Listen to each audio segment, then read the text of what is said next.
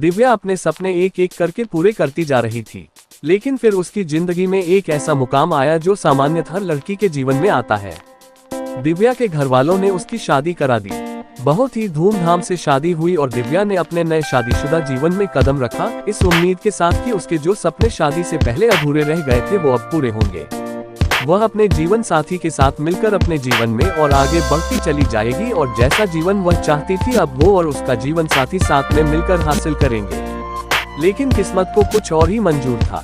दिव्या को बहुत ही पारंपरिक और दकियानुसी सोच रखने वाला जीवन साथी मिला, जिससे दिव्या किसी भी तरह के साथ की उम्मीद कभी कर ही नहीं सकी। शादी होने के बाद एक एक करके दिव्या के पैरों में परिवार की इज्जत और घर की जिम्मेदारी के नाम पर तरह तरह से जंजीरें बंधी जाने लगी।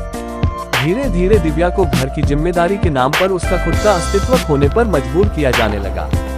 एक एक करके दिव्या के सपनों का गला घोटा जाने लगा। ऐसे समय में दिव्या जो कभी अपनी जिंदगी में कामयाब होने का और जीवन में अपने दम पर कुछ हासिल करने का सपना देखा करती थी, वह सिर्फ एक हालतों की शिकार होकर रह गई। हर दिन वह खुद को कोसने लग गई, अपनी किस्मत को और अपने भगवान को जिन्होंने उसके साथ ऐसा किया। एक खुशमिजाज लड़की, जीवन के हर क्षेत्र में सकारात्मक दृष्टिकोण रखने वाली, अपने जीवन के हर पल को खुलकर जीने वाली लड़की दिव्या एक नकारात्मक नजरिया रखने वाली लड़की बनकर रह गई और इसी कारण उसके जीवन में कई सारी नकारात्मक चीजें एक के बाद एक होने लगी। फिर दिव्या ने अपने हक के लिए आवाज उठना शुरू कर दिया। फिर क्या एक एक करके सभी दिव्या के खिलाफ होने लगे, यहाँ तक कि खुद उसके जीवन साथी ने उसका साथ छोड़ दिया। लेकिन तमाम संघर्षों और विरोध के बाद भी दिव्या अपनी लड़ाई लड़ती रही, क्योंकि अब दिव्या ने ये निश्चय कर लिया था कि वह अपने और अपने बच्चे का जीवन को इस तरह से घुट-घुट कर नहीं जिएगी। उसने फैसला किया कि वह अपने आप को और अपने बच्चे को एक अच्छा जिंदगी देगी, जहां पर शांति और सुकून हो और खुलकर अपने विचारों को व्यक्त करने की आजादी हो, अपने जीवन को अपने अनुरूप जीने की आजादी हो।